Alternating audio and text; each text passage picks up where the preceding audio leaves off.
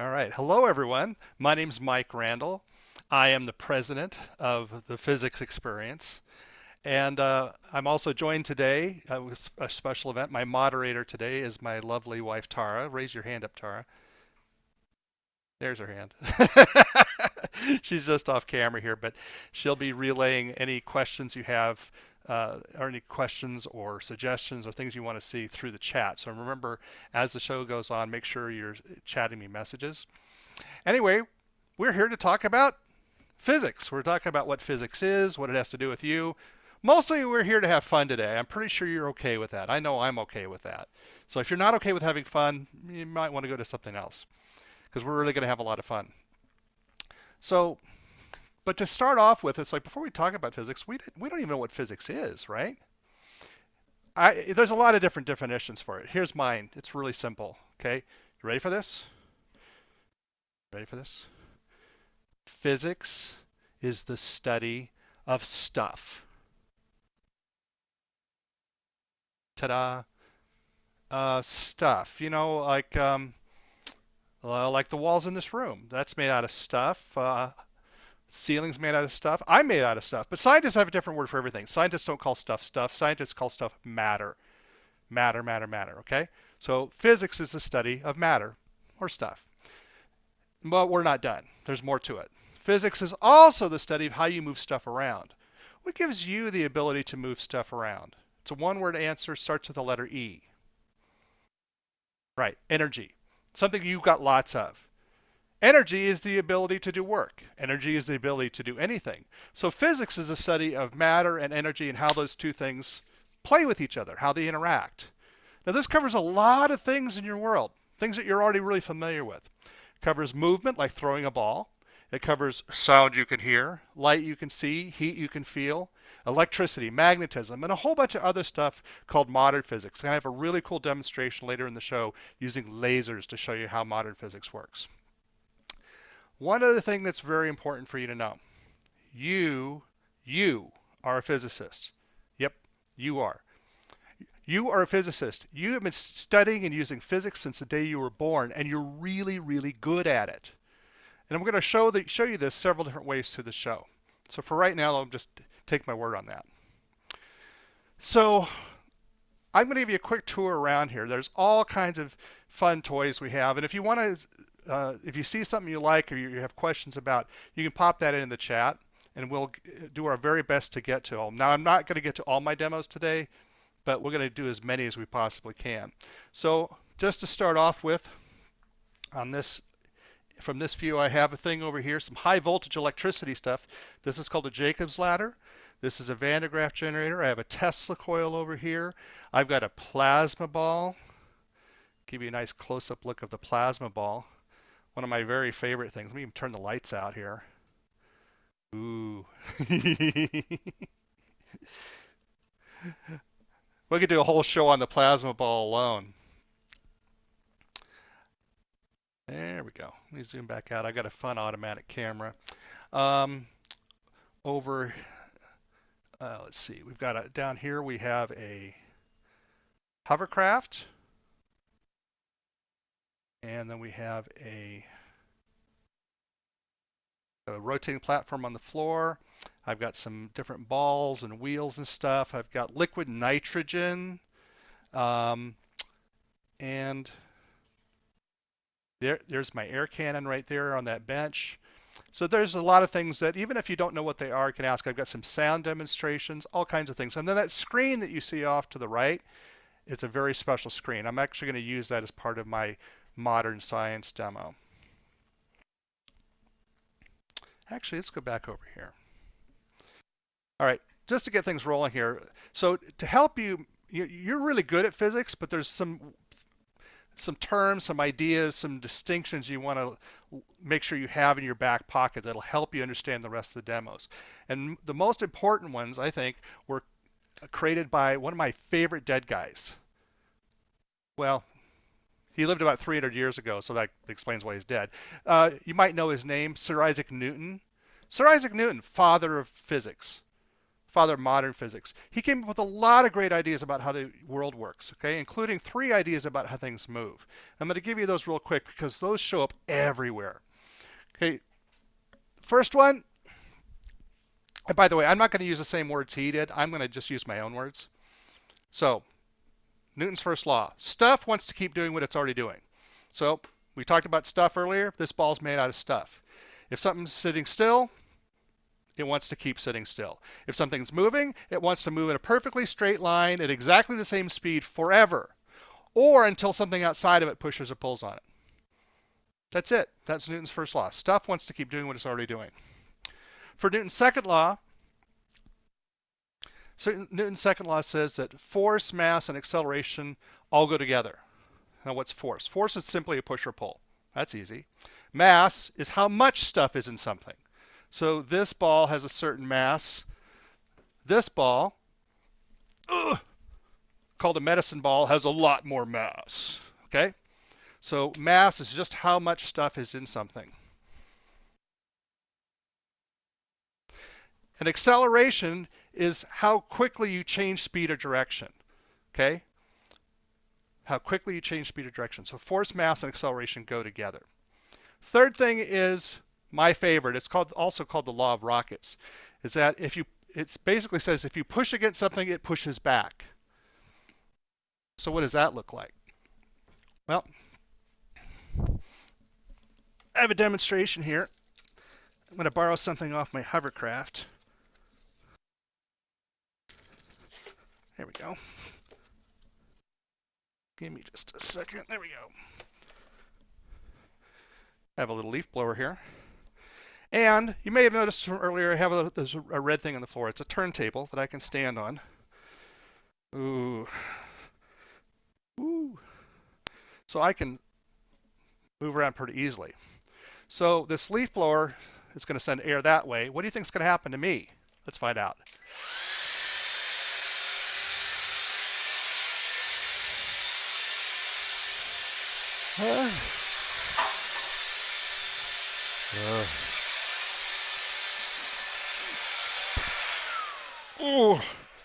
Oh, I shouldn't have had that big breakfast.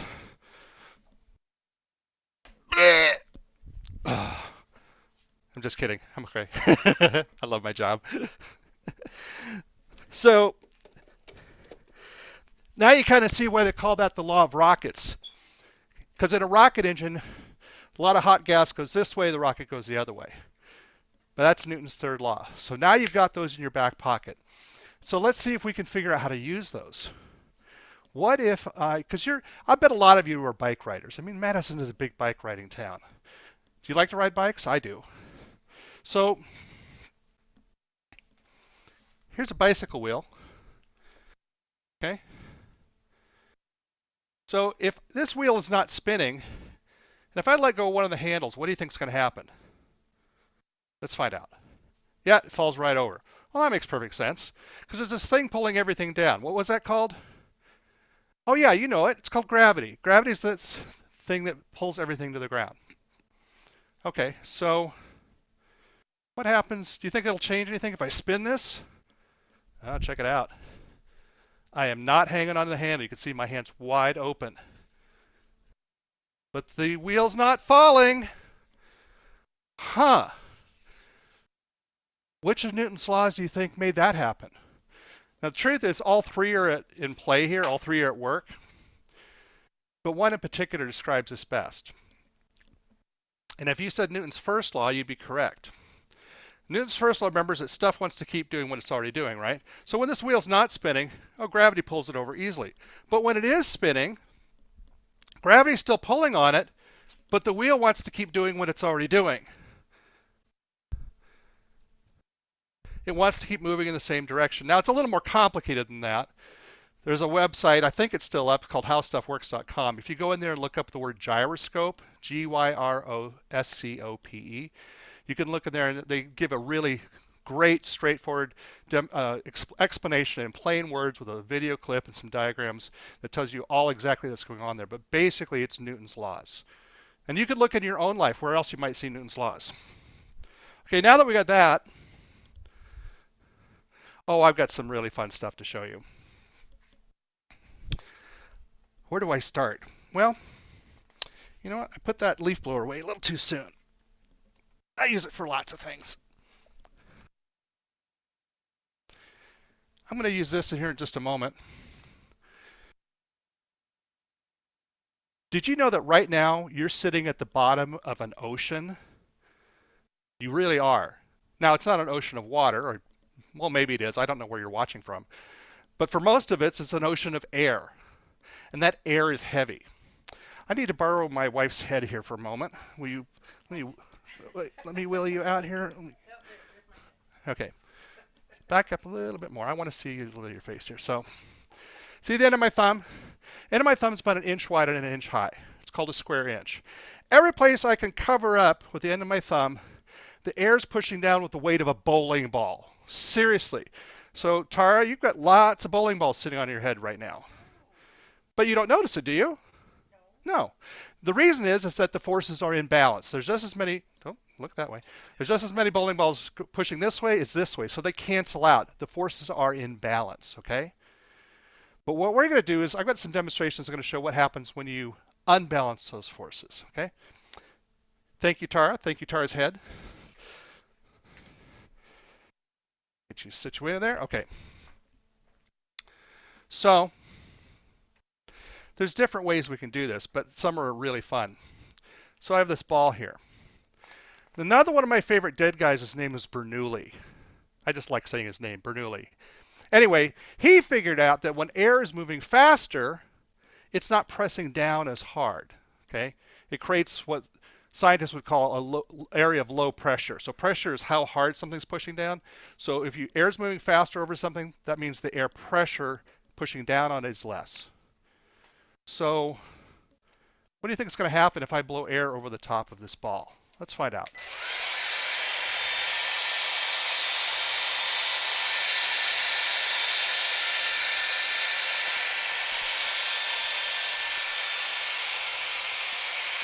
No strings on it. I can even steer it around a little bit if I'm really careful. Wow, that was actually hanging in midair. How did that work? Well, when I blew air, I wasn't blowing it from underneath. It wasn't the air pushing it up. It was air blowing over the top. That created that low pressure zone. But remember, the air's all around us. So the air underneath the ball was still pushing up just as hard as before. But so now, more pressure here, more thumbs worth of bowling balls pushing up here, not so many here. The ball went up. Now, what pulls everything down? Gravity. So we actually got a new balance of forces. It was the force of the air pushing the ball up, balanced with the force of gravity pulling it down. The ball hovered in midair. Can you think of where else in your life maybe you've seen that sort of thing happen before? Have any of you ever ridden on an airplane? Uh-huh. Airplane wings are shaped in a special way so that when they go through the air, the wings are curved on top, but flat on the bottom. So the air on top has to travel further to keep up with the air on the bottom, which means it's going faster. So that creates that lower pressure on top of the wing, so it's the air underneath the wing, the higher pressure air underneath that lifts the ball up, or lifts the airplane up, just like it lifted the ball up. You know, as long as I got this, let's move over here.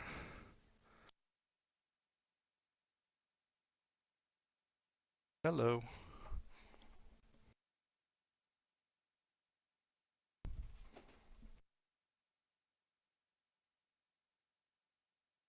Uh-oh.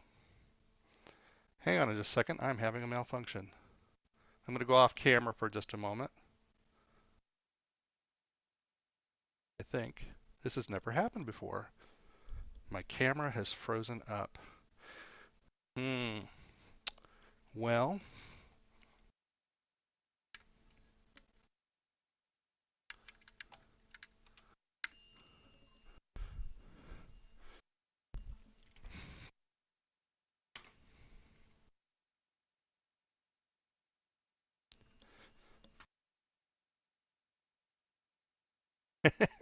this is my camera waking up.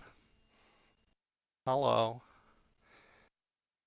it does its morning exercise routine.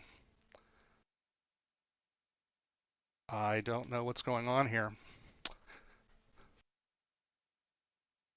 Oh, great. My camera doesn't... Oh, my camera's just going to do what it wants to do. Okay, great. Perfect. So I actually have a toilet paper gun. I used to. Okay, I actually have, I'm going to use that same idea of Bernoulli's to shoot toilet paper. Problem is that, you know, that's kind of a waste. We don't want to waste toilet paper. We need that stuff. So I made a different version using some really shiny tape. And I'm going to attach this to here. There we go. Now, as you can see, this is aimed so I can blow the air over the top of that tape. Okay, see how it's going over the top? So it's not blowing it from underneath. What do you think is going to happen?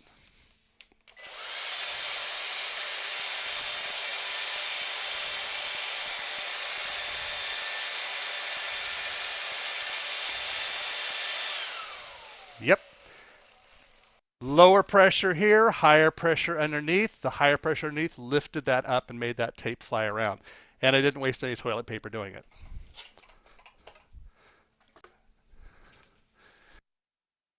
Okay.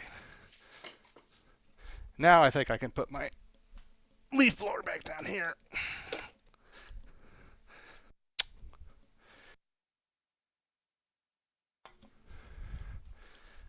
Oh, now my camera's woke back up again. Okay, good. That's always something. You know what? As long as I put the leaf blower down here, this is one of my favorite demonstrations. This is a hovercraft. Put the leaf blower there. Now, right now, this board is really hard to move around. It's a big piece of wood. It's really hard to move. I'm really trying to push on that. It's not going anywhere because of a force called friction. Friction is a force that when things are touching, it makes them stick together. So right now, there's a lot of friction between the bottom of that board and the floor. Now, there's a lot of things I could do to reduce friction. Me, I like getting rid of it altogether. So with a hovercraft, when I turn that air blower on, it's going to blow air underneath the board, and it's going to lift the board off the floor just a tiny bit, but enough that the board and the floor aren't touching anymore. And all that nasty friction just goes away. And it looks like this. By the way, all the passengers here, when I do live shows, I do have kids riding on this, but no kids here, so my wife contributed her stuffed animal collection to the cause. Oop. There we go. Super easy to move around now.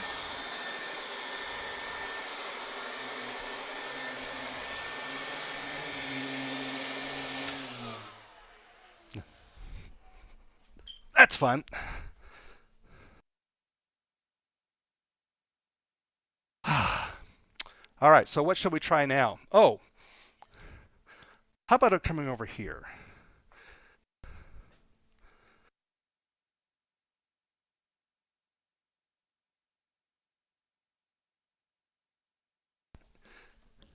This is my air cannon. I've made a number of these through the years. There used to be, you'd have to pump them up by hand. Now I have a very noisy pump that does it for me. So while this is pumping up, I've got a ball just like this one stuck in the air cannon, okay? It's already in there. What we're doing, this is a conversation about energy. Now, I told you about energy earlier. It's the ability to move stuff around. There's many different kinds of energy, but they all have two weird things in common. Number one, you can't make energy. You can't make it. Don't feel bad, I can't do it either. Nobody can. The other thing is you can't get rid of it either. But you can turn it from one form into another, and you're all experts at this. And I'll talk about that in a second.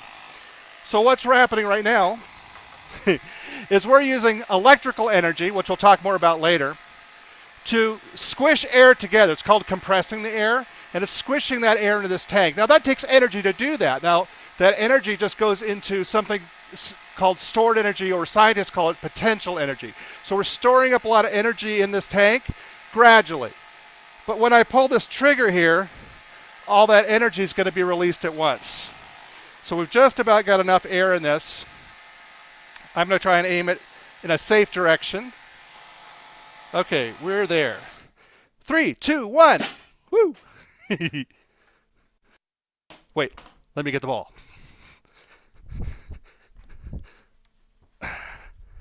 Yep. You'd look like that too if I shot you out of a cannon. Now, if we have time enough later on, I've got some video clips. Hang on a sec. If we have time, I've got some video clips that will show us shooting that in the backyard so you can see how far it goes. I actually shot one of those balls way over our back fence, so it actually goes a long ways. Here in my basement, not so much room for that sort of thing, but you kind of get the idea of it. How are we doing for time? Oh, you know what? I got to show you liquid nitrogen. Time goes so fast.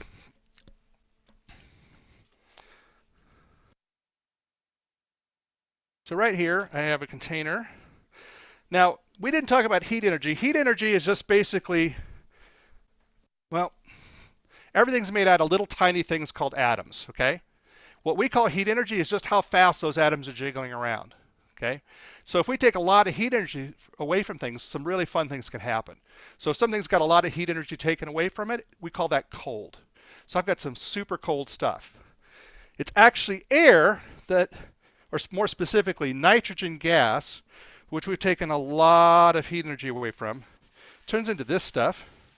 This is called liquid nitrogen. This is crazy, crazy cold.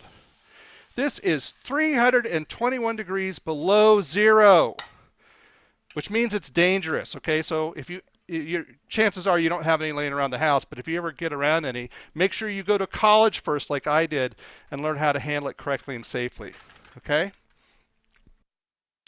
Let's try, let me back this up just a skosh. So let's do a little experiment, okay? I got a balloon. What do you think is going to happen with the balloon and the liquid nitrogen? Now, here's proof, by the way. If you're a physicist, you're also a scientist. And you know how I know you're a scientist? Because when I asked that question, the thought immediately popped into your head. It was a guess as to what's going to happen next. Scientists even have a word for that. They call it a hypothesis. Honey, what do they call it? Hypothesis, like what she said. It's called a hypothesis. It's a guess, okay? So keep your guess in mind. And then scientists do experiments to see if their guess was right. So here's an experiment. We're going to put this balloon in the liquid nitrogen. Let's see what happens. So keep your eyes on the balloon. See if you can see what's going on. I'm going to zoom in on it a little bit more. Keep your eyes on it. Do you notice anything changing? You see lots of bubbling going on, but wait a minute. Something is happening. The balloon is getting smaller. It's shrinking, so it sprung a leak, right? No. Remember, the little air atoms inside the balloon are getting very cold, which means they're moving very slowly. Well, if they're not moving as fast, it means they're not running into the insides of the balloon quite as hard. The pressure inside the balloon, remember we talked about pressure? The pressure inside of the balloon is dropping. If we take enough heat energy away, the balloon collapses down into this weird looking thing. But all the air is still inside there. And there's plenty of heat energy out here in the air in the room. So if we let the heat energy from the room go back into the balloon, the little air atoms start moving faster and faster. They start pressing on the walls of the balloon harder and harder. And sometimes that happens too. These are kind of thin-walled balloons. But it blows right back up to the way it was, usually. Now, safest place to put this is right back in the special container I got it from. It's a super insulated container. So insulated means it's very hard for heat energy to go through it. It's called a dewar. I'm going to pour this back in. I want you to notice what this liquid looks like as I pour it back in. I'm going to zoom back in here just for a moment. There we go. Notice what the liquid, by the way, this is not the liquid. This is a cloud. This stuff is so cold, it's actually turning the water vapor, the invisible water gas that's in this room, into little tiny water droplets that we can see. It's called a cloud. So when you look up in the sky, that's what a cloud is. Lots of little water droplets. But now, watch what the liquid itself looks like. This is what liquid nitrogen looks like. What's that look like to you? Tara, what do you think that looks like? It looks exactly like water. Seriously, don't drink it. It's really bad for you. I mentioned this is dangerous stuff. You could freeze your skin with it. It also can explode, but I don't think we're going to have time to show that. Now, I'm going to put a lid on that to keep that sealed up. That keeps it safe for me between shows. Don't ever try that with just a regular bottle, though. That's a bad idea. Okay, we're going to come back over here.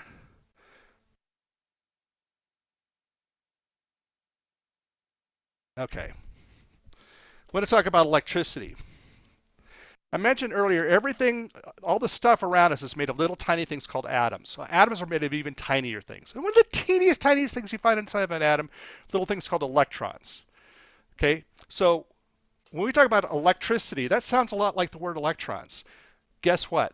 That's pretty much what electricity is. Not exclusively, but in general, what we call electricity or electrical energy is really just the movement energy, the moving around of those little electrons, because movement is also a kind of energy.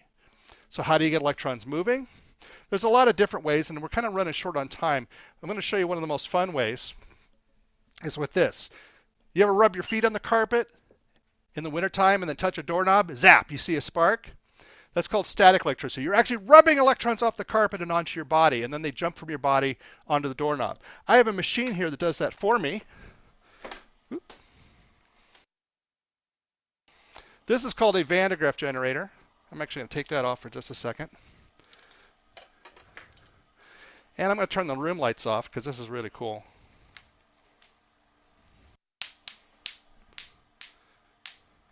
You see those sparks? I know it's driving my camera crazy. Looks like little baby lightning bolts. Well, it actually is. This kind of electricity is exactly the same as in a thunderstorm, only this is not dangerous, but the stuff you see in a thunderstorm is super dangerous. So yeah, if you see real lightning or hear real thunder, get inside quick. But this is harmless. It stings, ow, ow, ow, ow, but it's not going to send me to the hospital.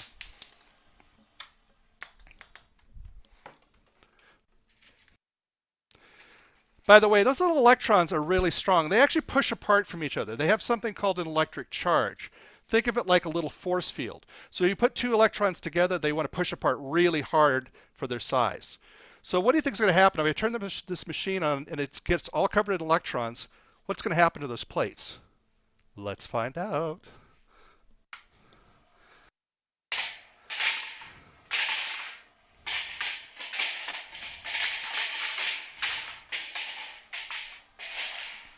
And it makes a mess. Now, one last thing, I'm going to try and do this as quickly as possible. I promised you guys a demonstration with lasers at the beginning of the show. And to do this, I'm going to switch to a different camera. So give me just a moment here. Here we go. The reason is that this demonstration happens in the dark, and this camera just is a little bit more sensitive to that. So this is a special screen. It's no ordinary screen. This is a glow-in-the-dark screen. And I mentioned earlier about some of my favorite dead guys. Sir Isaac Newton came up with a lot of ideas about light, but about 100 years ago, scientists discovered he was wrong. So we're going to use this glow-in-the-dark screen to demonstrate. Now, you all have played with glow-in-the-dark stuff. Before something will glow, you've got to hit it with a lot of light. Really bright light, like maybe this bright red laser I have here, okay? I've got a red laser. Shining that on here. Nothing happens. Well, wait a minute, that's weird. If we put light on glow-in-the-dark stuff, it should glow. Well, maybe that wasn't bright enough. Let's try, I've got a green laser here. Let's try the green laser. Yeah, it's not doing anything. Huh. Well, the only one I got left is this. I've got kind of a wimpy purple laser here. Let's try that. Oh, wait a minute. Check it out. Let's do a picture. Self-portrait. Glasses, beard, eyebrows, nose hair. Yeah. I'm not a very good artist. But the question is why will this screen start glowing this beautiful green when I hit it with a purple laser, but if I had hit it with my red and my green, nothing happens. It took another one of my favorite dead guys, Sir Isaac Newton, to figure this out. He said it's not about how bright the light is, it's about how much energy is in the light. So I know that's kind of a quick version of that demonstration. Go back here. There we go. So to wrap things up, we have, so we've learned a few things about physics. There's so much more to learn, and it's fun. Really, a lot of people might think that science is hard, it's boring. It could be, but it really could also be really fun and challenging, and it works in every part of your life. Everything you do is physics. So the more you learn about how your world works, the more power you're going to have in your life and the more fun you could have. So thank you very much for coming today. Hope to see you all soon.